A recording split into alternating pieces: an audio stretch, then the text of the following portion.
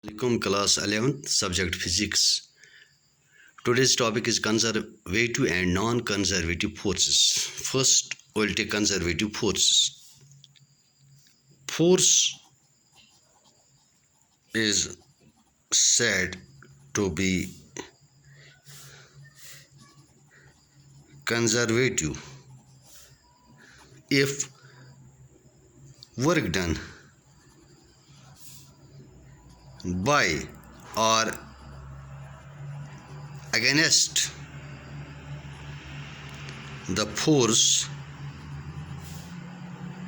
in moving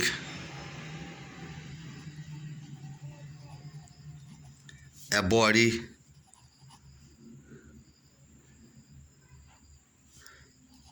depends only on initial and final position of body and not on the path followed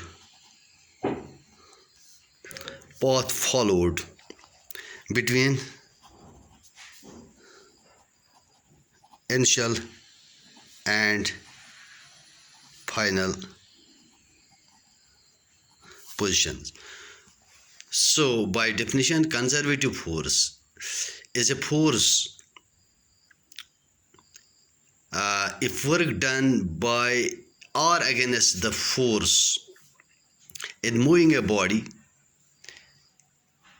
depends only on initial and final positions and not on the path followed between the initial and final positions. That means if we move a body through a certain distance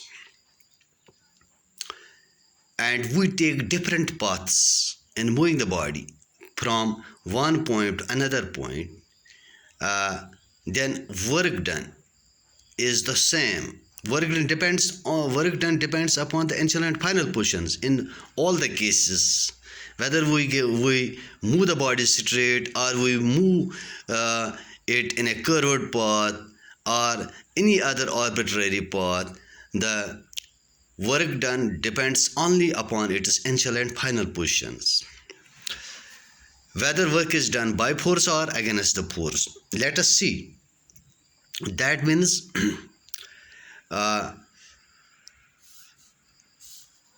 for instance, we will take here an example, gravitational force. Gravitational force is an example of conservative force. See, we will take a body of mass m. A body of mass m. Here we will raise it through a certain height vertically upwards, and in the second case we will move the same mass through a smooth inclined plane to the same height edge, and we will see what will be the work done. Is work done same or it may be different? We move the body here against the force of gravity which acts vertically downwards. Force of gravity is mg. So in the first case we will see force in order to raise the body upwards. Here we must apply a force equal to the force of gravity, which is its weight. That is, F is equal to mg. Its weight mg acts vertically downwards. If we try to move the body upwards, we must apply a force equal to this mg so that this can move upwards. So the force applied is F is equal to mg. Therefore work done is equal to force into displacement or distance. Here force is mg and distance moved as if we move it through a certain height h, which is h. So work done here in this first case is if we move the body vertically upwards from A to B, it will be mgh. Now we'll take the second case. We'll take a smooth inclined plane and same body of mass m here at the ground. We'll move it to a certain height h, but not straight vertically upwards through an inclined plane CB. Now see here, let at instant the body is at here. Its weight mg will move vertically, is acting vertically downwards, and see here, this weight can be resolved into two rectangular components, one mg cos theta and another mg sin theta. This mg cos theta will be equal and opposite to the reaction force, and in order to move the body over the smooth inclined plane, this component mg sin theta, which acts along the inclined surface, we must apply force F equal to mg sin theta so that we can move the body over this inclined plane CB. So the required force in second case is F is equal to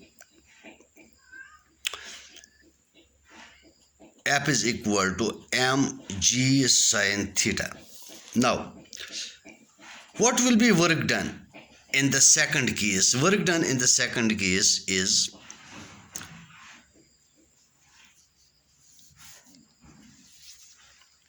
this is equal to force into distance. What is force? It is mg sin theta. What is distance? Distance moved is CB, or this is equal to mg sin theta. CB here, C from in the diagram, CB mg sin theta CB. See that what is sin theta in the diagram? Sin theta, this is right triangle. Sin theta is perpendicular over hypotenuse. Sin theta is perpendicular is AB divided by hypotenuse is CB, or C in this. Sin theta CB is equal to AB. So in place of sin theta CB, we will write AB in the here in this relation, sin theta CB. So in place of sin theta CB, we will write AB, which we have seen it from the diagram, which will be mg sin theta CB के बाद हम लेंगे AB. But what is AB equal to? It is h, mgh. Here we have moved the object through the same height h by two ways. In the first case, we have moved it directly vertically upwards, and the work done we got is mgh. And in the second case, we have taken a different path.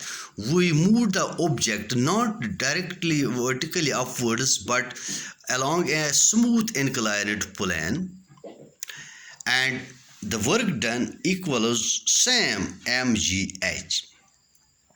So here it is clear that if we take any path in moving the object through the same height, through the same distance, so it only depends upon the initial and final positions of the object. Now, and not the path, it does not depend upon the path it follows, but it only depends upon this initial and final positions. In both the cases, the work done in moving the object through a distance h or through a height h is same. Now tomorrow we will see non-conservative force. Thanks.